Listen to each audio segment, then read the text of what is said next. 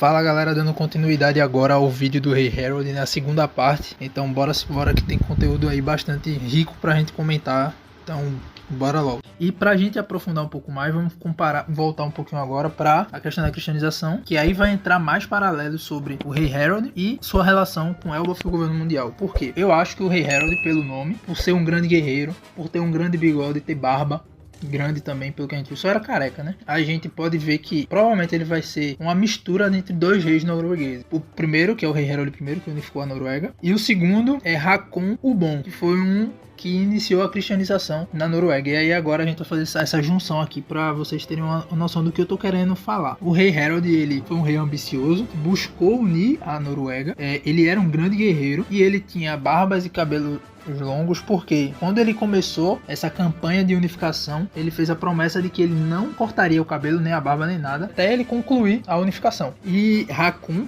o Bom, ele era um rei norueguês, ele era um guerreiro também, obviamente, só que o processo pelo qual ele buscou a cristianização foi de forma pacífica, tentando convencer, trazendo padres, bispos para catequização, mas de maneira pacífica, sem forçar, sem ameaçar as pessoas a se converterem, nem nada do tipo. E pelo que a gente tá vendo do Rei Harold, provavelmente essa é a característica principal. Em vez de valorizar expansão pela força, ele buscava paz e dentro do próprio país, mas fora dele, diplomacia com outros países. E é aí que entra a questão do governo mundial, porque provavelmente ele também lidaria com países que são afiliados ao governo mundial. Então, diretamente, ele teria um mínimo de troca com o governo mundial diretamente. Eles poderiam até estar tentando negociar termos que fossem bem bons para os dois, na questão da interferência, da questão do reverie, da questão das taxas para pagar, para ter a marinha e tal, ter esse contato com o governo mais direto. A questão dos jornais chegarem também, provavelmente era um fator. Eu acho que esse pode ter sido um dos motivos dos Cavaleiros Sagrados conseguirem ter teleportado para lá. Eu não sei se eles podem fazer isso livremente também para qualquer lugar, desde que eles tenham um mapa, não sei. Ou se precisa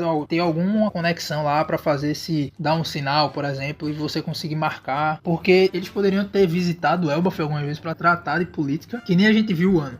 O Ano era um país fechado, mas mesmo com o Kaido lá, eles também tinham negociações com o governo mundial. A gente viu o SCP lá negociando armas. Então Elbaf, mesmo não sendo filiado ao governo mundial, com o rei buscando diplomacia, ele poderia ter um contato de troca, seja, não sei exatamente do que poderia ser, de interesse mútuo dos dois, em questão governo mundial e Elbaf. E agora, como o rei morreu, eles não têm com quem mais negociar, não tem forma de tentar trazer o governo, e aí eles mandaram os Cavaleiros Sagrados pra lá. Pra se não conseguirem colocar nenhum dos príncipes no poder e ter apoio deles, vai ser a força. Que aí é o que a gente viu quando o Rei Harold, que unificou a Noruega, o pai dele morreu, o território dele sofreu muitos ataques por causa disso. Porque a ausência de uma figura poderosa, reconhecida, faz com que o Estado seja fragilizado e pensem que ele está vulnerável, mesmo que não esteja. Mas por fora é a imagem que se passa. Porque, principalmente na cultura viking, porque esse rei, ele é visto dessa forma também, tá ligado? Ele é um facilitador nesses assuntos. E aí, aqui, comentando rapidamente, a Islândia teve uma conversão pacífica e orgânica partindo da comunidade e sua assembleia. Noruega, Dinamarca e Suécia foi mais agressivo,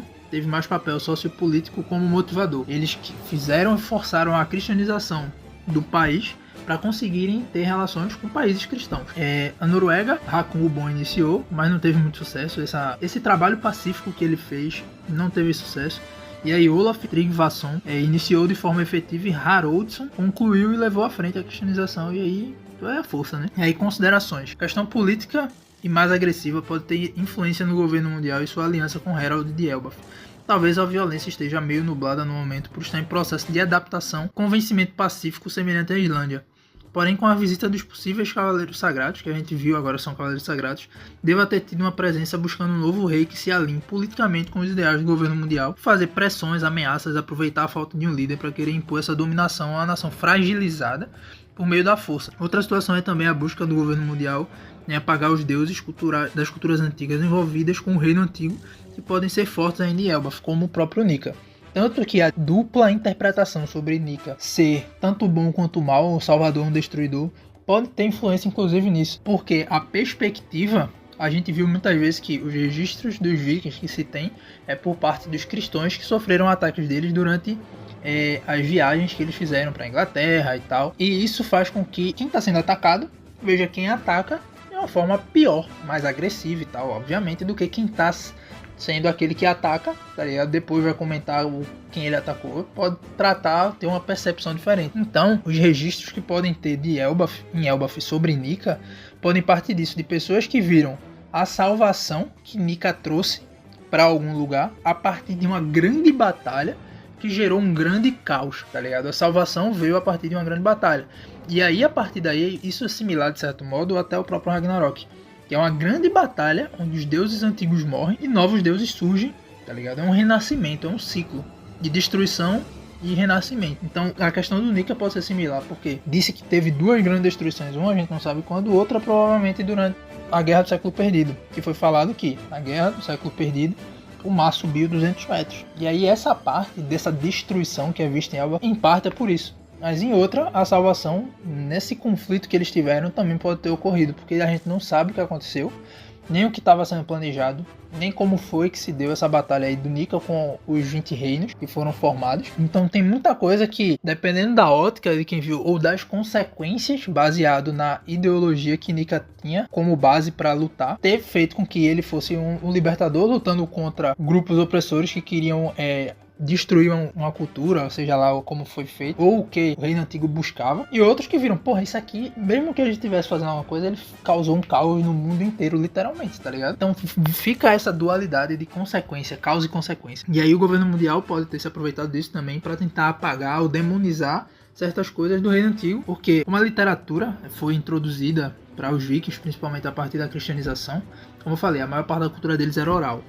As questões que eles tinham rúnicas não era escrito, não faziam livros rúnicos, eram mais ritualísticos, inscrições em locais de rituais, em armas e tal, com essa percepção ritualística. Então, como a literatura foi modificando e alterando o passado mediante acontecimentos presentes, com base política e conexão literária também com a história, então, de acordo com o momento político que está vivendo, as coisas vão sendo vistas de maneira diferente, ou com a forma como a literatura conta, pode também influenciar a forma como você vai ler e vai interpretar aquilo. Outras considerações aqui, que a gente já puxa um pouco de Wano, porque o contexto vocês vão entender melhor. No início de Wano, a gente viu que na escola em Wano, o Orochi fazia parecer que Oden era mal, não sei o que aí ele venceu um tirano, não sei o que e tal. E durante Egghead, quando o Vegapunk tá falando do século perdido, tem uma menininha que tá com um livro que aí ela comenta sobre como foi a questão da criação do governo mundial. E aí ela fala que os 20 reinos se juntaram para derrubar um reino que buscava dominar o mundo, e aí surgiu o governo mundial e tal. Mas aí nessas questões, a gente pode perceber que a literatura e as diferentes temáticas e estilos podem se ajustar a aparato decorrente da necessidade, percepção social no decorrer dos anos, de maneira arbitrária, intencional ou orgânica no desenvolvimento social. Mas vendo como o governo mundial atua, é provável que tenha tido um uso deliberado de uma narrativa com meias verdades para legitimar e fortalecer a influência dessa coalizão para conseguir crescer e se expandir cada vez mais. Então, o que a gente está percebendo aqui, que eu estou querendo dizer é, o governo mundial tem essa questão expansionista de controle sobre o mundo todo.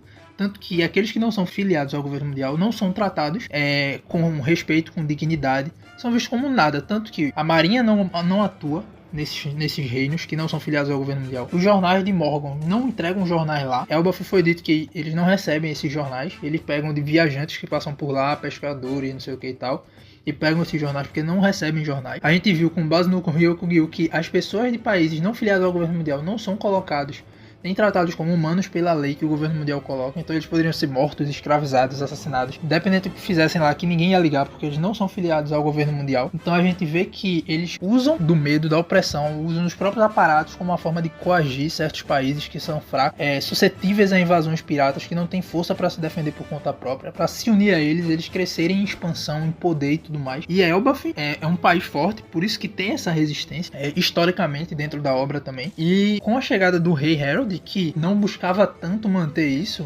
ele gerou esse conflito, tá ligado? Principalmente com o Loki. Tem o Yaro, ele falou da questão do Nika também, que o Loki e o rei Harold tinham essa percepção de que eles poderiam se tornar Nika. A gente não sabe exatamente se era por causa da Akuma no Mi ou simplesmente porque Nika tá ligado à cultura dos gigantes. Eles podiam crer que são descendentes de Nika também, se Nika originalmente foi um gigante principalmente, e dando uma legitimidade maior ao governo dele, a ele enquanto guerreiro também, ser descendente ou ser a reencarnação representante do propósito de Nika também, faria com que ele fosse mais considerável, melhor visto dentro do povo de Elbaf. E aí ele, como um grande guerreiro pacificador, buscando libertação de outros povos, buscando uma conexão direta com outros reinos, tentando fazer com que Elbaf prosperasse de maneira pacífica, sem que outros gigantes morressem constantemente em jornadas de batalha. E tendo essa dualidade na questão de Nika, a gente poderia ver eles como dois lados da mesma moeda. O Rei Harold quanto o Loki. O Loki seria aquele que busca a violência, tá ligado? A libertação a partir da força, que seria aquele que causaria destruições a outros territórios, principalmente, em consequência aos dele próprio, caso com os gigantes morrendo no decorrer dessas batalhas. E aí teria essa questão de um seria o generoso, o bom, o Rei Harold, o melhor rei que teve na história do país por causa disso, da força, da percepção dele, da bondade, de valorizar a cultura, de valorizar a sabedoria, o conhecimento, a paz, tá ligado? E as relações diplomáticas com outros países, para Elbaf ter maior possibilidade de crescimento, de expansão tecnológica, cultural, independente do que fosse, de várias coisas, proporcionar mudança. E o outro era mais tradicional, mais conservador, queria manter as questões da cultura guerreira de Elbaf.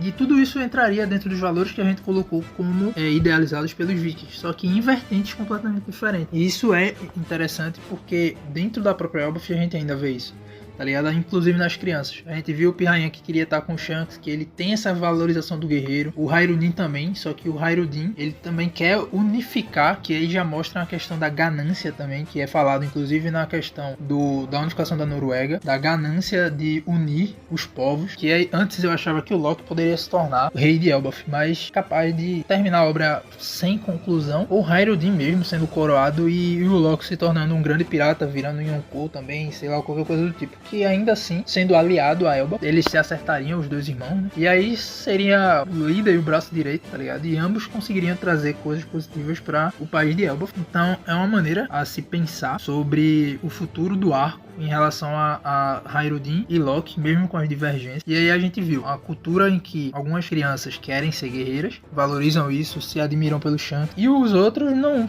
querem ir porque é perigoso, não tem necessidade, para que eles vão arrumar confusão se não tem motivo. Já fazem 100 anos que Elbaf não vive pra guerra e tal. Ainda tem os piratas gigantes lá que são valorizados, mas ninguém tem intenção de dar continuidade a isso. Então a gente vê que Elbaf tá passando por uma turbulência, uma questão identitária, culturalmente, tá sem um líder, e é um principal momento para o governo mundial, com os Cavaleiros Sagrados, tirar proveito dessa situação. Bastante margem para eles conseguirem causar um caos, subjugar, tentar dar um golpe, e aí o governo principal seria o principal antagonista do arco. Eu não sei se eu consegui explicar devidamente todas as minhas percepções em cima disso, mas eu acho que tá se caminhando para essas referências e paralelos, tá ligado? Adequados ao seu próprio contexto, tá ligado? Com os próprios deuses do mundo de One Piece sendo adaptados para isso, com a questão do governo mundial, a forma como ele trabalha, tá ligado? Com o período histórico da Idade Média, em que os vikings estavam indo além do próprio mundinho deles ali, escandinavo,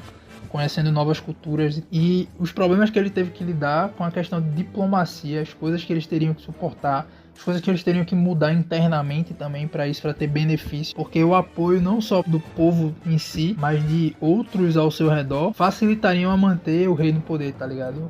Então o Rei Harold também ter essa diplomacia com outros países que ele buscava, faria com que o pessoal também visse ele com bons olhos, os outros países, se acontecesse algo com ele, ou alguém tentasse invadir, pudessem ajudar a Elbaf, tá ligado? Ser aliado. E a Elbaf antes era sozinha e isolada. Então tem muitas coisas que podem ser adaptadas em cima disso. Inclusive é capaz ainda ali no próprio arco a gente vê um flashback mostrando como foi essa briga do Loki com o Rei Harold, porque teve um conflito, tem marcas nas ruínas do castelo, mas a gente não sabe o que se deu até ali, como foi a questão de se ele realmente morreu num conflito direto, se teve alguma outra situação por trás. Então a gente tem coisas a ver ainda e podem ser melhor abordado essa questão da personalidade e do ideal para o país, da perspectiva que cada um quer para o país e das motivações de Loki, do Rei Harold e do Hyrule principalmente. Mas eu acho que vai ficar nessa questão que eu comentei, tá ligado? Dele ter essa percepção que a gente viu que se assemelha ao contexto dos vikings em si mesmo, tá ligado? Que tá tudo pra mim muito próximo, muito semelhante, mostrando essa briga de passar dos tempos, aqueles que são muito apegados ao que era antes, que é normal, acontece, e as motivações do Loki também, principalmente sendo reafirmadas com a questão de invasões externas, que isso vai fazer com que ele sinta mais convicto em própria crença de que Elbaf, se tivesse em pleno poder, não tivesse sido enfraquecida pelos ideais de paz do pai, jamais seria invadido pelo governo mundial. Não veriam que eles são fracos, impotentes mesmo sem o rei. Então eu acho que são coisas, são temáticas que vão ser ainda mais abordadas ao longo do arco. Tem conteúdo para gerar pra gente. O rei também já tá morto, então vai ser um pouco mais limitada a participação dele. Mas eu acho que vão surgir comentários, inclusive sobre isso, pelos próprios Cavaleiros Sagrados. Bom, e com isso agora encerramos a parte 2 e fechamos aqui o vídeo do Rei Harold e Elbaf e tudo que a gente poderia comentar a respeito de probabilidades e acontecimentos. Espero que tenham gostado e valeu, falou!